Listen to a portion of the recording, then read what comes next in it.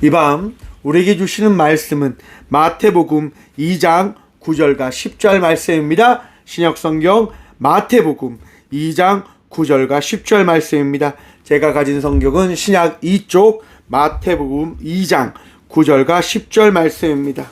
다 찾으신 줄 알고 하나님의 말씀을 받들어 봉독하겠습니다. 박사들이 왕의 말을 듣고 갈새 동방에서 보던 그 별이 문득 앞에 인도하여 가다가 악이 있는 곳 위에 머물러 서 있는지라. 그들이 별을 보고 매우 크게 기뻐하고 기뻐하더라. 아멘. 말씀으로 해서 함께 기도하겠습니다. 주님 감사합니다. 이 밤도 주의 말씀 듣고자 합니다. 들을 길을 허락하여 주셔서 오늘 주님을 만나고 주의 음성 듣는 복된 예배자가 되어줄 수 있도록 우리와 함께하여 주셔서 부족한 종 단상에 섰사오니 주의 말씀만을 대언할 수 있도록 이 밤도 사용하여 주셔서 말씀이 전부 되신 예수 그리스도 이름으로 감사 기도드리옵나이다. 아멘. 할렐루야. 예수님 곧 탄생하십니다. 성탄의 그 기쁨을 기다리는 우리들의 삶을 오늘도 우리는 살아낸 줄 압니다. 날마다 예수님 바라보고 예수님 기억함으로 여러분들의 얼굴 가운데 웃음 넘치는 삶을 살아가는 예쁜 예배자들 되시길 간절히 축원드립니다. 또 오늘 밤이 지나면 또 성탄의 기쁨을 우리가 나눌 수 있는 성탄 감사 예배가 내일 오전 11시에 있습니다.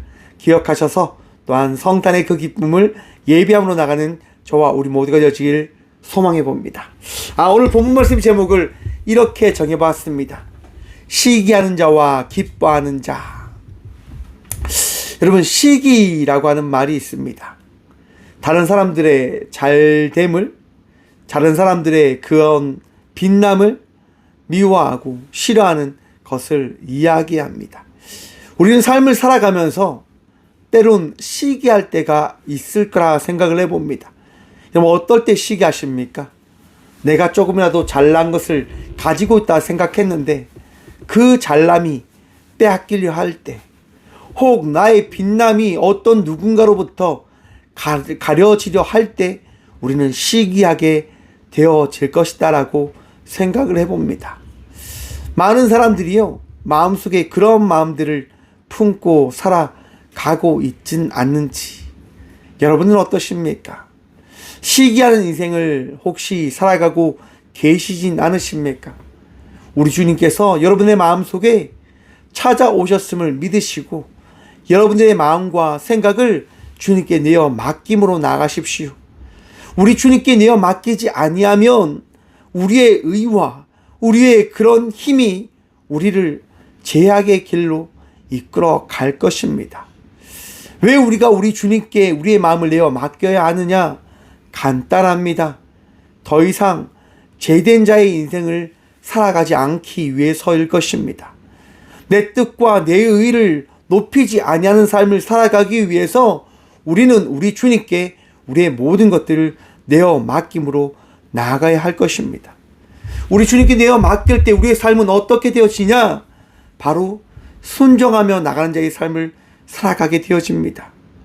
주님을 의탁하고 주님을 의지하고 주님으로 살아가는 종의 삶을 살아가게 되어질 것을 믿으시길 간절히 축원드립니다. 성경은요, 우리에게 말씀합니다. 하나님을 사랑하고 내 이웃을 내 몸과 같이 사랑하라고 말씀하십니다. 왜 그리 말씀하시는 걸까요? 하나님을 사랑할 때 그 사랑하는 마음을 통해서 내 잘못과 내 생각과 내 마음을 돌아볼 수 있는 여유가 생길 것이다 라고 하는 것입니다. 여러분, 하나님을 사랑할 때 어떠한 생각이 듭니까? 내 마음을 돌아보지 않으십니까?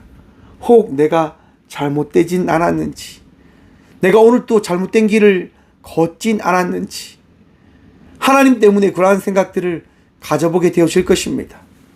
혹 하나님을 생각하는 마음이 성경에서 이야기하는 율법과 같은 것이 되어질지도 모릅니다. 율법을 비추어 나를 돌아보게 할지도 모릅니다. 그리할 때 예수님은 우리에게 말씀합니다. 내 이웃을 내 몸과 같이 사랑하라. 여러분, 왜 내 몸을, 내 이웃을 내 몸과 같이 사랑해야 할까요? 율법에 갇혀가는 인생이 아니라 나를 사랑하듯 우리 이웃이 나와 같이 부족한 자 되어짐을 기억하고 바라봄을 통해서 내 것에, 내 마음에 갇혀 살아가는 자가 아니라 우리 주님께서 오늘 또 나를 사랑하셔서 긍휼을 베푸신 그 은혜를 생각함으로 오늘 또 이웃에게 그 감사의 마음, 그 기쁨의 마음을 전함으로 나아가라고 우리 주님은 말씀하시는 것입니다. 사랑하는 성도 여러분, 오늘 또 예수 그리스도의 말씀에 귀를 기울이며 나가는 저와 우리 모두가 되시길 축원드립니다. 오늘 본문 말씀은요, 동방의 박사들에 대한 이야기입니다. 제가 옛날부터 배워왔던 가장 중요한 핵심의 이야기가 있습니다. 여러분, 성탄절 하면 누가 떠올려지십니까? 동방박사 혹시 생각나십니까? 동방박사. 옛날에 제가 동방박사 이게 성극 같은 걸 했는데, 동방박사를 하면 몇 명이 등장합니까? 꼭 3명이 등장합니다. 황금과 유황과 모략을 가지고 왔다고 하는 그 동방의 3박사. 근데 여러분, 성경은 어디에도 동방에서 3명만이 왔다라고 이야기하지 않습니다. 동방박사들이라고 이야기하며 많은 사람들이었을 것이다 라고 하는 것들을 그냥 담아 놓은 것입니다. 여러분, 동방의 박사들이 3명이 왔는지 4명이 왔는지 5명이 왔는지 중요치 않다라고 하는 것들을 기억하셔야 되는 거예요. 동방에서요, 박사들이 옵니다. 왜 왔을까요? 그들이 바벨론 땅에서 공부하였는데, 동방에서 온 박사들은 아마도 바벨론에서 온 신학자들이 아닌가라고 하는 많은 신학자들의 그런 이야기가 있습니다. 아마도 바벨론 땅에서 그 이스라엘이 바벨론으로 포로기 때 가서 그 바벨론에 남았던 이들이 신학적인 구약의 그런 학문들을 검토해서 예언서를 가지고 이때의 시기쯤 이 별을 통하여 하나님께서 우리에게 찾아오실 것이다라고 하는 그 말씀, 그 예언서를 비추어 그들이 찾아오게 되어진 것이다라고 보고 있습니다. 그래도 동방에서 박사들이요, 예루살렘 나아가서 여러분 베들레헴으로 나아갑니다. 여러분, 그 베들레헴 그곳에 동방박사들이 가는데 길을 잘 찾지 못합니다. 왜 찾지 못합니까? 나아가는데 갑자기 별이 사라진 겁니다. 그래서 그들이 어떻게 하냐? 1절 말씀 봅니다. 헤로드 왕 때에 예수께서 베들레헴에서 나심에 동방으로부터 박사들이 예루살렘에 이르러 말하되. 동방박사들이 왔는데 그 때가 언제냐? 헤롯 왕 때라고 이야기합니다. 헤롯 왕 때. 왜 여러분 정확하게 이 때를 성경은 말씀하고 있는 것인가? 여러분, 성경은 소설책이 아닙니다. 쉽게 이야기하면 역사책이지요. 히스토리 바이블. 히스토리, 이게 역사의 책인 거예요. 여러분, 히스토리가 어떤 이야기다라고 들어보셨습니까? His story. 그의 이야기라고 이야기를 하더라고요. 성경은 하나님의 이야기가 담겨진 말씀인 거잖아요. 역사 역시도 어쩜 사람들의 이야기, 이 시대의 이야기인 거예요. 헤로드 왕 때라고 하는 이 명확한 때를 나타냄을 통해서 예수님의 탄생하신 이 기록의 이야기는 그냥 꾸며진 이야기가 아니라 우리가 살아왔던, 살아갈 시간 속에 구현되어진, 나타나게 되어진 사건의 이야기다라고 하는 것들을 분명히 밝히고 있는 것입니다. 여러분, 오늘 이 본문 말씀에 있는 이 헤롯이 어떤 사람이냐? 굉장히 포악한 왕입니다. 이 왕은요, 당시 로마 황제가 그냥 이 이스라엘, 이 유대 땅을 관리하기 위해서 그냥 붙박이로 꽂아놓은 왕인 거예요. 언제든지 황제가 이야기하면 이 왕의 자리가 어떻게 해요? 뒤바뀔 수 있는 상황이었다고 하는 거예요.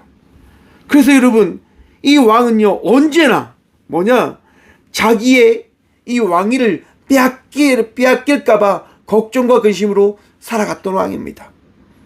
그렇게 살아가다 보니까 어떤 마음을 품게 되어지겠습니까? 제가 앞에서 말씀드렸던 것처럼 시기하는 마음이 생겨나게 되어지는 거예요. 누가 내 자리를 빼앗아가진 않을까? 누가 내 왕의 이 권세와 권능을 빼앗아가지 않을까? 그래서 여러분, 이 왕이요, 자기 아내를 죽여버립니다. 왜? 자기의 왕위를 자기 아내가 빼앗아갈 것이다 라고 하는 그런 착각에 빠져드는 거예요. 더 나아가서 자기의 처형도 죽이고, 자기의 아들도 죽이고, 자기의 장남도 죽여버립니다.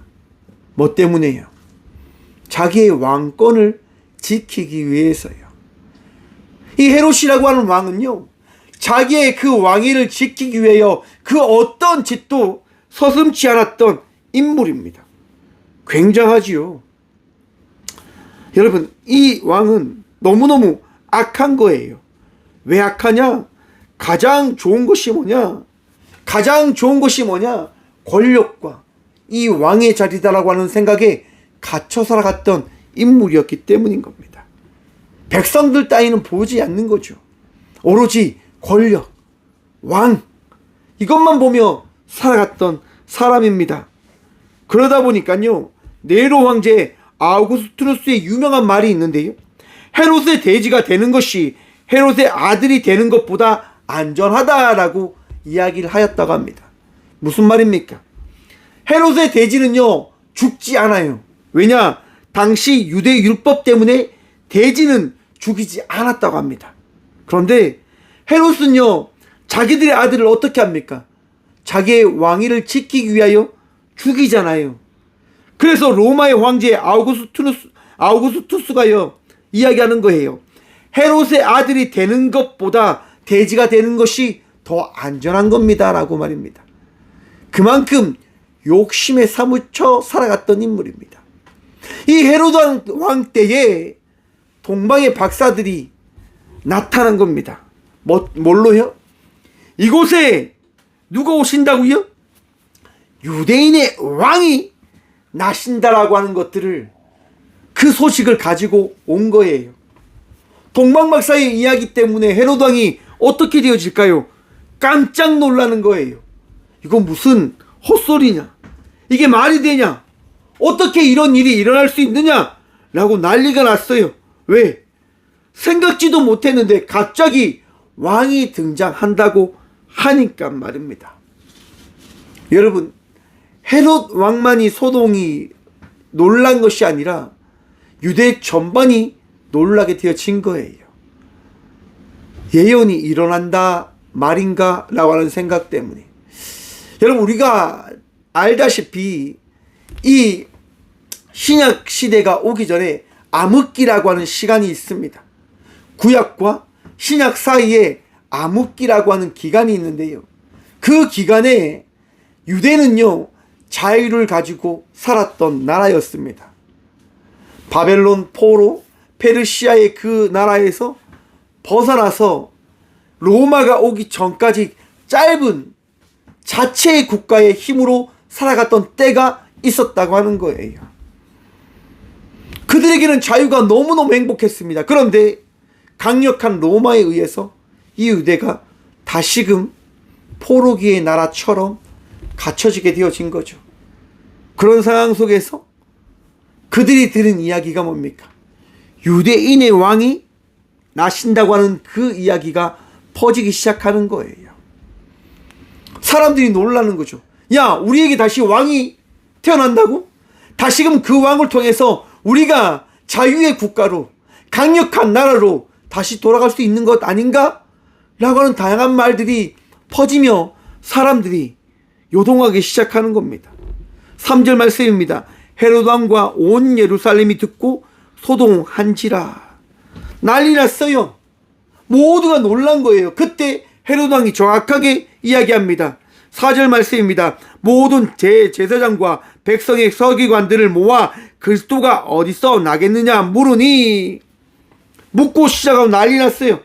야, 정말 이 동방에서 온 이 박사들의 이야기처럼 정말 그 역사적인 사건의 이야기가 이 땅에서 펼쳐지겠냐? 라고 지금 헤로드 왕이 물어봅니다. 왜 물어봅니까? 자기의 왕권이 혹 태어날 그 아기로 인해서 빼앗길까봐. 그런 공포와 두려움으로 지금 헤로드 왕이 물어보는 거예요. 물어보니까 어떻게 되어집니까? 5절 말씀입니다. 이르되 유대 베들레헴이 오니 이는 선지자로 이렇게 기록된 바, 또 유대 땅 베들레헴아 너는 유대 고을 중에서 가장 작지 아니하도다. 내게서 한 다스리는 자가 나와서 내 백성 이스라엘의 목자가 되리라 하였음이니이다. 아멘. 사랑하는 성도 여러분, 어떤 말씀입니까? 미가서 5장 2절의 말씀입니다. 구약에 예언되어진 그 말씀이 지금 선포되어졌다라고 하는 것이 울려 퍼지게 되어졌음을 지금 제사장과 서기관들이 헤로드 왕에게 이야기해주고 있는 거예요. 헤로드 왕 입장에서는 믿을 수 없는 거죠. 뭐라고? 정말 그 일이 있다고? 에이, 거짓말. 아닐 거야. 아마도 그런 생각에 빠져든 것 같습니다. 왜냐하면 이 위에 보시면 그렇습니다. 7절 말씀입니다.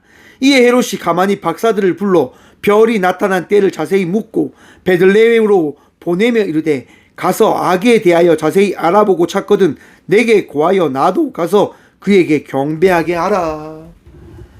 여러분, 왕이 정말 서기관과 제사장이 한 이야기를 믿었다고 한다면 어떻게 했을까요? 첩자를 보내는 거죠. 자기의 충신들을 보내는 거죠.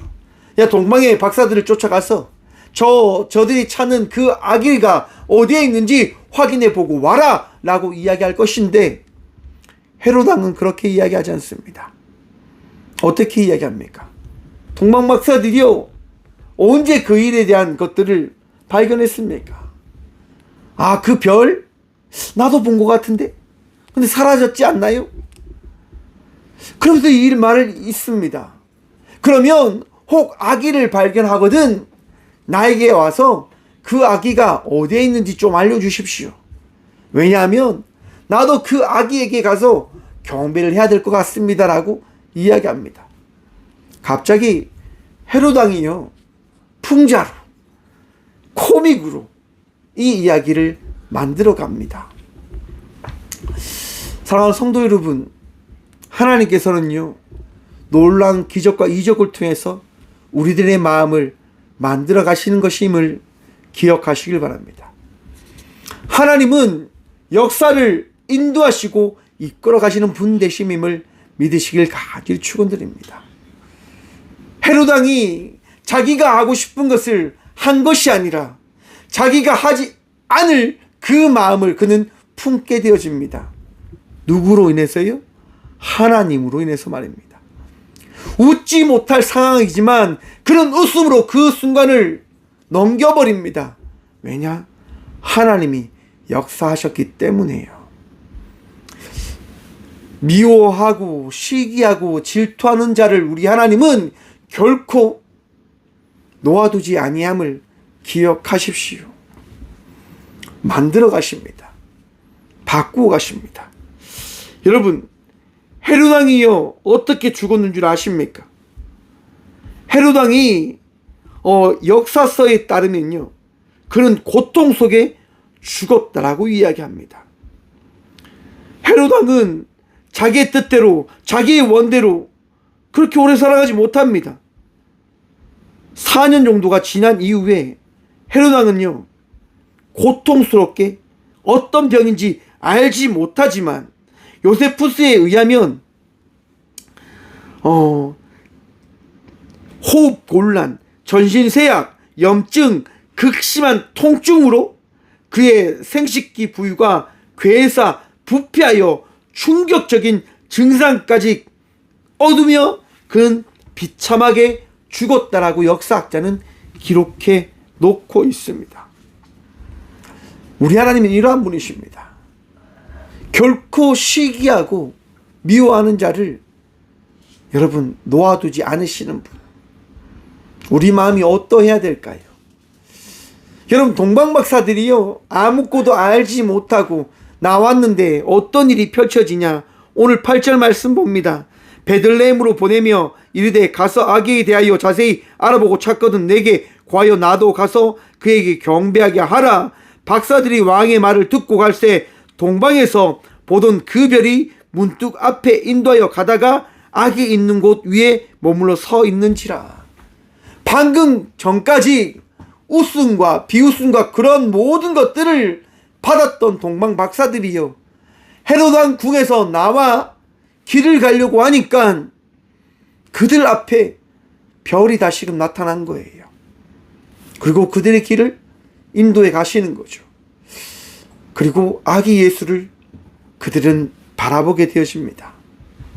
사랑하는 성도 여러분, 세상 속에서 우리는 어쩜 비웃음거리처럼 살아가는 인생을 살아가고 있는지도 모르겠습니다. 세상이 교회를 우습게 여기지요. 많은 사람들이 교회를 가벼이 여기지요. 많은 사람들이 교회를 핍박하며 손가락질합니다. 오늘날 교회를 말입니다. 왜냐? 우리가 그렇게 살았으니까요. 우리가 그렇게 살아가고 있으니까요. 방금 말한 헤롯과 함께하고 있는 대제사장들, 제사장들, 서기관들이 어떻게 살아가고 있을까요? 한번 상상을 해보셨습니까? 권력에 빌붙어서, 돈에 빌붙어서 자기의 이익과 자기의 것들을 추구하며 살아가는 그 삶을 살아갔던 이들입니다. 그들에게 하나님은 역사하지 않으십니다. 그들에게 하나님은 말씀하지 않으십니다. 하나님은 침묵하십니다. 하지만 시기와 질투와 조롱의 삶을 살아가는 주의 자녀들에게 우리 하나님은요, 자신을 나타내는 분 되심입니다. 동방의 박사들에게 하나님은 빛을 통하여 말씀하시는 거예요. 헤롯 왕을 통해서 많이 힘들었지, 많이 어지러웠지, 다시금 나의 빛을 보고 나의 인도함과 나의 함께함을 통하여 나와 함께 걸어가 주면 안 되겠니? 라고 우리 주님은 말씀하시며 동방박사들을 인도해 주십니다. 그리고 동방박사들은 고백합니다. 10절 말씀입니다. 그들이 별을 보고 매우 크게 기뻐하고 기뻐하더라. 아멘. 사랑하는 성도 여러분, 우리는 하나님의 인도하시고 하나님께서 말씀하시고 하나님께서 우리의 선한 목자 되어 주심을 바라보고 기억하고 믿음을 통하여 기뻐하며 나가는 자의 삶을 살아가는 자들이 되어졌음을 믿고 기억하시길 바랍니다. 여러분들의 인생을, 우리의 인생을 우리 주님은 인도하십니다. 우리가 기뻐할 수 있는 이유는 딱 한 가지입니다. 하나님이 오늘도 우리와 함께 하십니다. 사랑하는 성도 여러분, 하나님이 함께 하심을 믿으신다고 한다면 기쁨으로 삶을 살아가는 주의 자녀들 되시길 간절히 축원드립니다. 힘듦이 있고 어려움이 있고 답답함이 있다 하더라도, 세상이 여러분들을 바라보며 비웃고 조롱한다 하더라도 사랑하는 성도 여러분, 기뻐하십시오. 예수님 탄생하십니다. 예수님 탄생하셨습니다. 이 밤도 우리와 함께 하시며 내일 성탄의 그 기쁨을 허락하실 예수님과 동행하며 나아가는 이 밤 되시길 간절히 축원드립니다. 예수님 오늘 또 여러분들과 함께 하십니다. 기도하겠습니다. 주님 감사합니다. 이 밤도 우리와 함께 하시며 말씀으로 기쁨의 삶을 살아갈 수 있는 그 은혜를 누리게 하여 주심에 감사합니다. 나약합니다. 부족합니다. 그리하여 내 주님 한 분 바라보며 나아가려 예배하며 나아갑니다. 주님, 이 예배를 통하여 만난 주님을 마음속에 새기며 오늘도 나아가게 하여 주셔서 지치고 힘든 영혼들에게 빛으로 찾아오신 주의 말씀을 다시금 마음에 새기시사 그 말씀을 통하여 다시금 나아가게 하시고 다시금 승리하게 하시고 다시금 기쁨과 감사의 삶을 살아가는 주의 자녀들이 되게 하여 주시옵소서. 힘듦과 어려움 속에 놓여있는 주의 아들과 딸들은 있지 않습니까? 주님, 아픈 가운데 믿음으로 기도합니다. 힘든 가운데 믿음으로 기도합니다. 주님, 우리를 치유하여 주시옵소서. 새 힘을 다하여 주시옵소서. 주의 함께 하심을 통하여 오늘도 끝까지 달려 나아가는 믿음의 자녀들이 되어줄 수 있도록 복의 복 다하여 주시옵소서. 감사합니다. 이 밤도 평안히 쉼을 쉬며 성탄의 그 기쁨을 준비하고 기다리게 허락하여 주신 주님, 감사합니다. 더 기쁨으로, 더 감사함으로 살아나가는 저희 모든 주의 자녀들 되어줄 수 있도록 복의 복 다하여 주시옵소서. 언제나 우리와 함께 하여 주시고 성탄의 기쁨을 믿음으로 기다리며 나아가는 믿음의 자녀들의 삶 속에 언제나 함께 하시는 예수 그리스도 이름으로 감사기도 드리오며, 이제는 우리의 전부가 되어주신 예수 그리스도의 은혜와 우리를 인도하시는 하나님의 다함없는 사랑과 우리를 지키시고 우리를 치유하시는 성령님의 감화교 통하심이 오늘도 시기하는 마음이 아니라 기쁨의 삶을 살아가기로 결단하며 나가는 꽃교회 모든 성도들과 함께 영상으로 예배하며 나가는 믿음의 동역자들의 삶 속에 그들의 가정과 그들의 일터 위에 이제부터 영원까지 함께 하시기를 간절히 축원하옵나이다. 아멘.